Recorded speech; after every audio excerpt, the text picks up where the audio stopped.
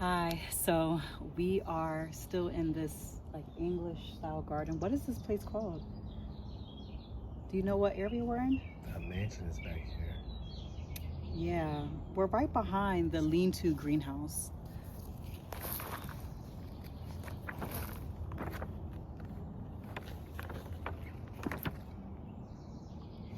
Rose garden. Yeah, so we're in the rose garden. And it's crazy because as you walk through this tier here, like everything unravels like moment at a time. Like you don't see the whole grand scheme of it all at one shot. It's like experiential. It's like it unfolds little by little. Like I didn't even see this little area here until I got through that last arch, and then it just like slapped me in the face with its beauty. Look at this like ivy.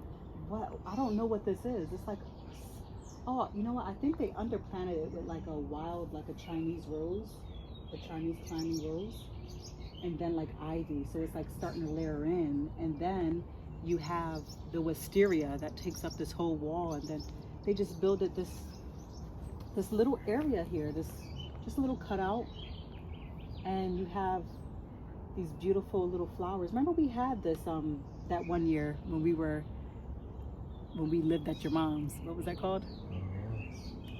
I forget. I think these are like geraniums or something like that. Geraniums and then like vinca, but they took it, just repeated it all throughout here and put it in these beautiful terracotta pots, and it's like a total chill place. I'm overwhelmed by the simplicity, but it's just beautiful. This is a total vibe. Like you could come out here and have your tea, right?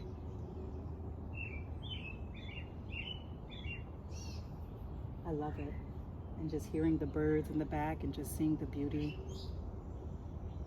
This is an abundant life to me. I think this is the way that God intended for us to live. In a garden, surrounded by his beautiful creation. I love it. We're gonna take this back to Casa de Lanzo. These little aspects and ideas. This has been really inspiring so far, and I don't even think we're not even halfway through it.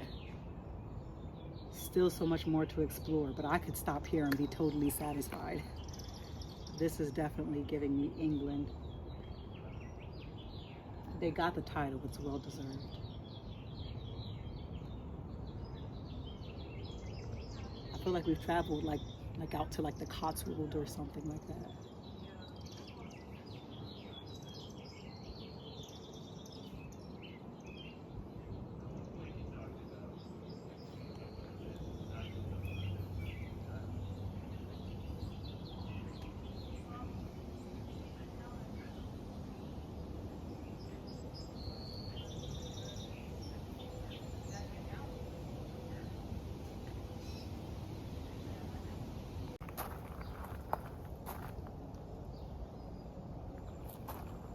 This is gorgeous.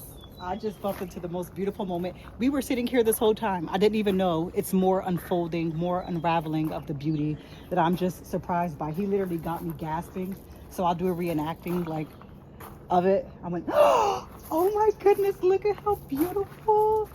They have these like climbing roses. And look, they're just so cute and tiny. Look at it starting to unravel.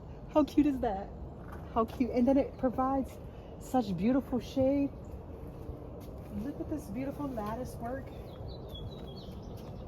And these are just like such simple ideas that anybody can do. It's just a climbing rose and these little wood slats just kind of crisscrossing. And then as the roses get older, they'll start to hold themselves up. They get woody like this, and they keep its shape. So you can always train it. This is like so easy to do, but yet it's so impactful. And it smells so good. It smells like a perfume bottle under here. Do you smell that? Oh, and then look, hydrant. This is a perfect place to put. You don't smell that. The smell just keeps hitting me. It smells like perfume. Like, this is a perfect place to put a hydrangea, because hydrangeas love shade, just like little peekaboo pockets of sun, so that it can grow and capture the sunlight, but it's still nice and shaded. It keeps its moisture in the roots, and that smell is so good. Look at that. And it's just like growing wild here, and it'll start to hold up the fence itself. And look, it's even like rickety and crickety, but it adds to the charm. And you see it's not going anywhere because the roses are holding this thing up. It's kind of intertwined. You can see all these little shoots that just kind of have grabbed it. This is beautiful. Oh, and I love the glossy leaves here. That's anything with foliage. I love like the shiny, glossy leaves. They just always look so healthy and lush. And then we have more hydrangeas here. This is huge. These make such beautiful cut flowers too. And look at that wall over there and this tree. This is a moment. Let me get out the way so you can see.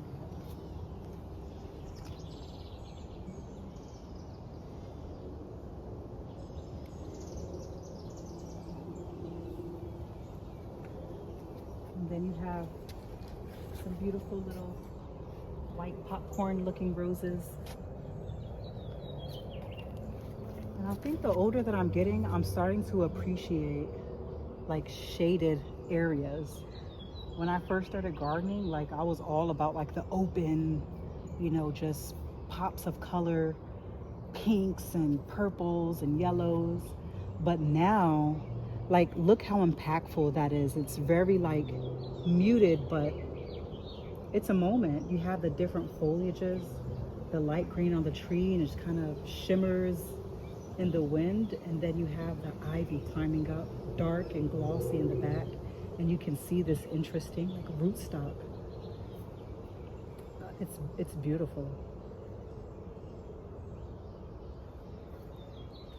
And not only is it beautiful, but it provides shade. Like I could see moments like having a little picnic with the family, with the kids. We could come out here and just lay out a blanket and no phones, just listen to the wind and the birds and just watch nature.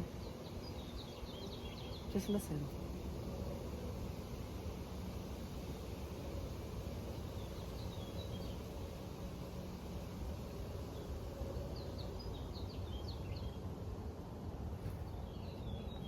So we were just talking about this. So Eric and I was discussing like adding catmint around the property because it's something that really makes like a big statement, and they're very economical too. They just grow, but they're beautiful. And look at the movement.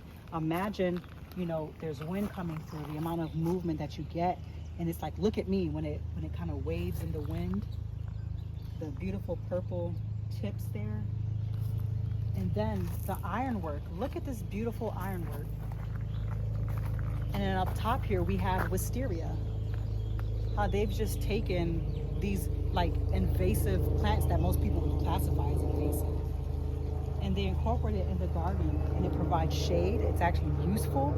It gives you beautiful purple blooms that smell good in the springtime. And then look, pea gravel.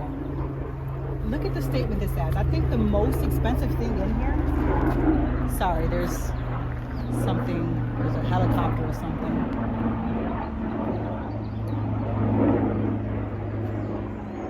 I think the most expensive thing would probably be the ironwork. But everything else is like, these are just your everyday backyard plants they're using it in meaningful ways. Look at that.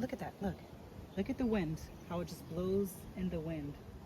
Just adds that beautiful movement. And then turn around, get this shot right here. Look at that. That is a moment. And then you have the sound element of the pool. Oh, and I didn't even see this area. It was right next to me the whole time. Can we go over there? Huh? Let's go over there. We have to experience this.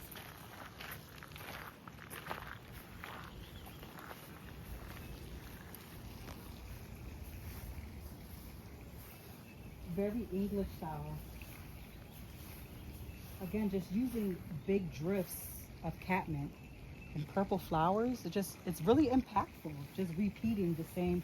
They have alliums. It seems like they're probably fizzling out, but I like the, looks like fireworks. I don't know, this looks like some sort of lily, but I don't know, I can't see what it is. That's beautiful. And then you got some drift roses over here. A nice columnar tree that adds height. And then look at this beautiful structure. This is a beautiful structure. I love the arched roof. It gives it like a very French feel, and then all this beautiful woodworking here. Look at that. Oh, and then the inside is a photo moment too. It's painted blue underneath. That's a really nice touch. A blue that kind of matches the pool. And then this beautiful lattice work that kind of anchors your view. You would put some sort of like urn right there with like some spilling flowers or plants coming out of that. That's beautiful.